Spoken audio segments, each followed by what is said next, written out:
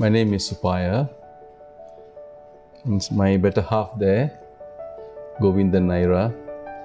We've been married for 40 over years, and all through our life, we have gone through many challenges, difficulties, yet we're able to face together.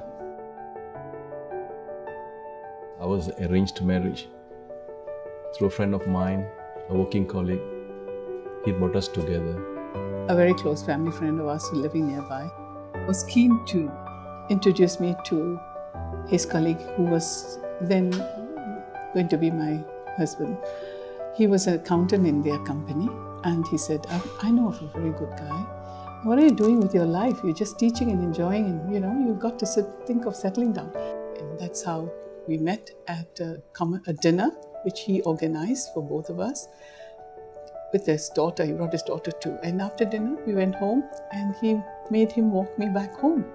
And it was just that 10-minute walk that we spoke to each other and about what we want in our lives, or what we're doing in our lives, or what we're looking forward to.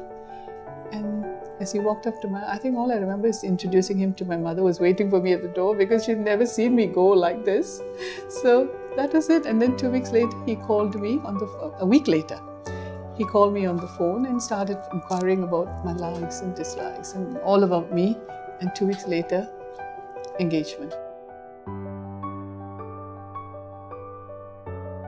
A man of few words, facing a lady who has so much to say, So how do we meet halfway?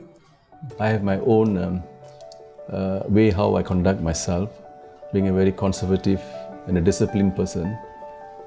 And in that sense, she compensates by being very humorous and happy all the time, with a lot of jokes.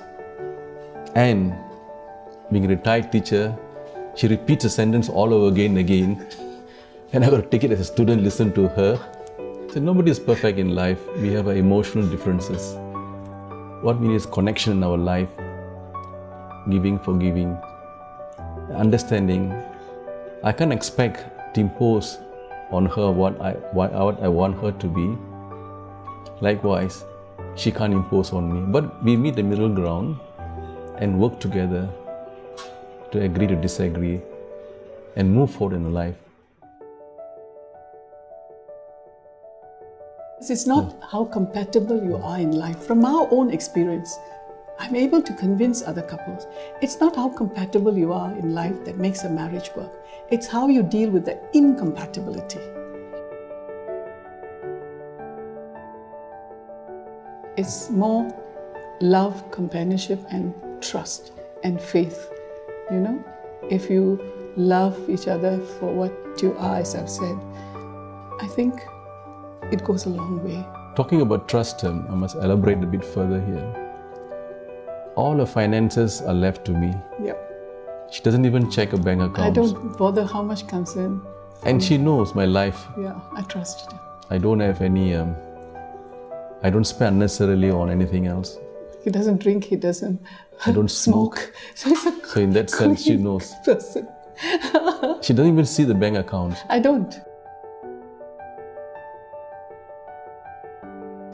We were married 40 years ago, and we have faced a lot of challenges in our life with different views and perspectives. And yet, we have overcome all of them, finding solutions along the way.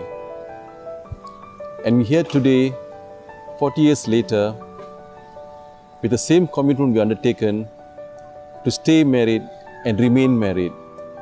And I'm sure our path will be a very, very blissful married life. After 40 years of marriage, I still do. After 40 years, I want to still continue to reaffirm the pledge we made, to continue with the same unconditional love I had for you, with sincerity and faith and trust. And though we've had to face a lot of adversities because of our differences in opinions, sometimes, we have different thinking issues, but we've solved them all up because we've grown to understand each other as the years went by. And today, I'd like to say that I will still wish to continue with the same love and trust that I had for you unconditionally, because I always strongly believe the best is yet to be. After 40 years of marriage, I still do